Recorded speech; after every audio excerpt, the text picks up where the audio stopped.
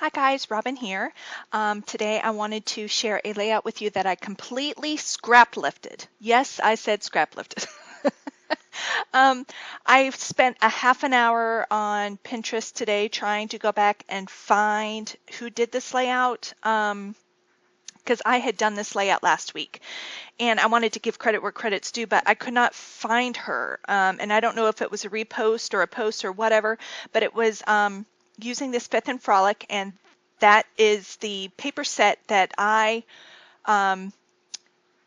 purchased just to do these pictures of my parents and their move and their old home and the new home that they're in now. And so I picked out these two pieces of paper. I'm not even sure what background paper it was. What I stole was the idea of coloring these frames up. Now, I didn't have the big sheet of this. I just had the 6x6 paper pad because this is a different collection. But I did have it in 6x6. So the frames are smaller and I changed some things around. So it's not exactly the same, but it's very doggone close. Anywho. I get inspired, and usually when I try and follow a sketch or I like something somebody does, it usually ends up looking completely different, which is great because it inspired me and that's just what I came up with, whether it's ended up looking like the inspiration piece or not. But this one looks really super close. So, let me know if you have recognized this or if you're the one that did it or whatever, and, I'll post in the description bar that it was inspired by you, of course. So anyway, I just colored these frames with my Wink of Stella markers, brush tip markers, and I'm cutting some of them out. And I had saved you the painstakingly chore of watching me cut all of those flowers out. I just took probably a good corner chunk off that paper and just cut out all the flowers I could from there. I felt I could always cut more if I needed to, but I didn't want to cut too much into that sheet of paper because I did like both sides of it. So I wanted to, tear it up as minimally as possible. These pictures are like 3.5 by 3.5 that I did on my Canon selfie. And what they're pictures of are my parents once we got that van loaded up with everything they owned in it. And the picture to the left are all of the boxes that Eric and I packed up. And trust me, this picture is just, it wasn't wide enough because the basement was full of boxes. I quit counting over 60 something boxes. And there was well more than that. 44 years in a home, 50 something years marriage.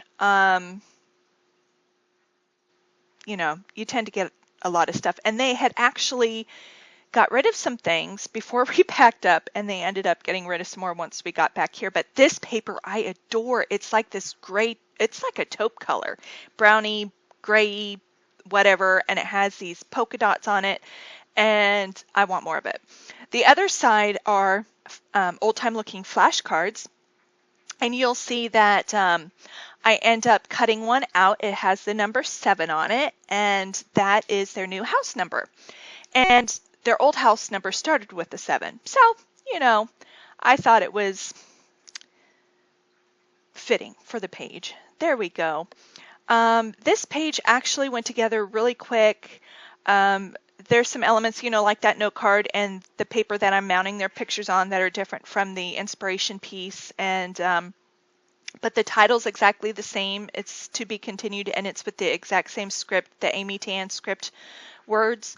And then, of course, the frames and the flowers floating around. Now, I didn't match the flowers exactly because I didn't have the piece. I just remembered what she had done. Wait, did I print it? I might have printed it off. I did print it off, but the name wasn't on there. Anywho, I'm going to get off that subject. Sorry, guys, I'm trying to do laundry, and the dogs are outside, so you might hear them barking, wanting in, but they're going to have to wait till my voiceover's done.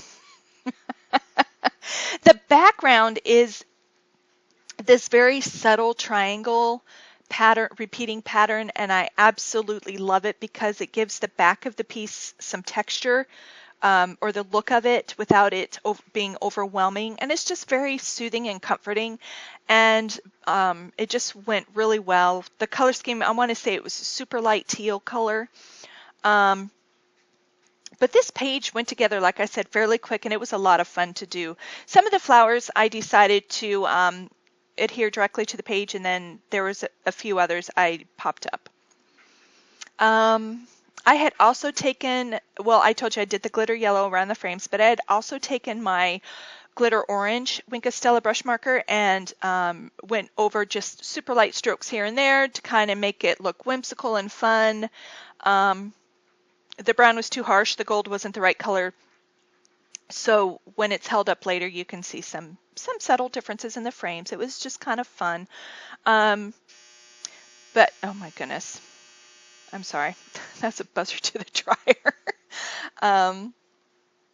Anyway, I just really wanted to get the feeling of what we were thinking and our feelings of seeing, you know, your childhood home all packed up.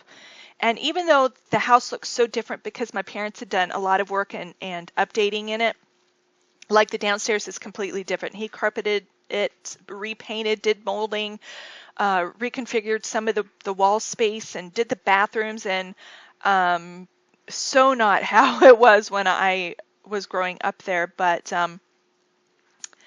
yeah, it was just odd to see it all packed up. And then it was just really cute, the picture to the right of my parents holding hands in front of all the stuff. That was my bright idea. And my dad was like, Robin, how many picture ideas are you going to come up with? I'm like, you need to deal because this is what I do. And ended up, he loves seeing all the pictures, but he's like, oh, criminy. But that's the first of many with this moving truck. I'm going to be scrapping some more of those of us who helped load it up. We were all kind of lined up on that loading ramp, and I had one of my nephews take a picture of us. It was kind of fun. So here I'm just kind of going through Maggie Holmes, and I'm the ephemera pack. And I'm just trying to find some other elements to put on there that was different from the inspiration page. You know, kind of want to make it your own. I was really wanting to use these mason jars just because they feel like home and it matched the color scheme perfectly. You can see I added that branding strip, that diagonal stripe multicolored branding strip to the paper or to the page, and it just brought all the colors together, and I really like that. I would have used those mason jars, however, they were too big. You know, if they were a little smaller, definitely would have made it on the page, but I just felt it was a little overwhelming and competing with my dad. Right there. So anyway, you can see the title is on there now, and what am I doing here? Am I going to stamp? I am going to do some stamping. The Allie Edwards stamp set by Technique Tuesday. I'm going to stamp home right in the center of that label that I pulled out from Maggie Holmes. And then above it, I'm going to use another stamp that says Memories of. So it's going to read Memories of Home. And I just loved it so much. These butterflies were fun, you know, light and airy, and again, great with the color scheme and all. And I'm so happy I'm using stamps more and more and more. That's how I started. I started card making and stamping and stuff like that, and then I went to scrapbooking, and I really got away from the stamping and card making. And I've really purchased quite a few lately. I'm having tons of fun playing with them. Now I need Copic markers. It's not a want. It's a need. I need them. I need them in my life. And I know I'm going to just pay a lot of money. But, you know, I'll just get little bits here and there. And this doggone fly was driving me nuts.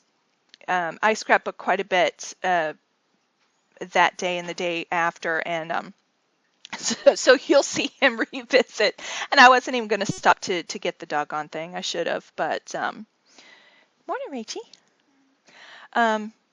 Well, actually, afternoon, right? No, it's still morning. I'm joking.